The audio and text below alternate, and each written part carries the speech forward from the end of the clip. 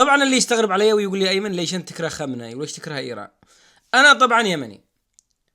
خامنئي وإيران دعمت ميليشيات الحوثي الذي حللت دمي وأزهقت روحي وقطعت الطرقات وموتت الناس جوع ودمرت المساجد ودمرت البيوت ودمرت المدارس ودمرت الجامعات وسجنت الدكتور وسجنت الكبير وسجنت المهندس وسجنت الكبير والصغير والطفل والشيخ، وقذفت الرعب في قلوب الشعب اليمني كامل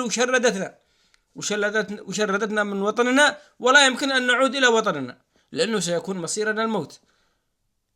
خامنئي دعمهم بالسلاح ودعمهم بالخبراء من أجل أن يهلكوا أرواحنا، ومن أجل أن يدمروا بيوتنا، ومن أجل أن يقطعوا الطرقات، ومن أجل أن يحرمونا من رواتبنا، ومن أجل أن يحكمونا بالكي والنار. هذا الشيء الذي أتمنى أن يسكت خامنئي اليوم قبل بكرة. ما قد سمعش أن إيران ادت لنا سفينة بر أو دقيق أو أي شيء، إلا تعطينا بس أشياء الذي تهلك فيها أرواح الشعب اليمني، ألغام، متفجرات، حاجة تزهق فيها روح المواطن اليمني.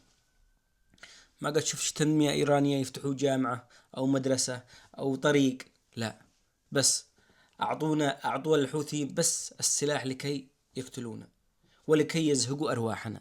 هذا الشيء الذي أتمنى أن تسقط إيران ويسقط خامنئي ونظام خامنئي اليوم قبل غدا، لأنه شردنا، نظامه شردنا وموتنا جوع وأدخل الحزن لا قلب ولا بيت كل يمني، فنتمنى سقوطها اليوم قبل غدا. دمتم بخير.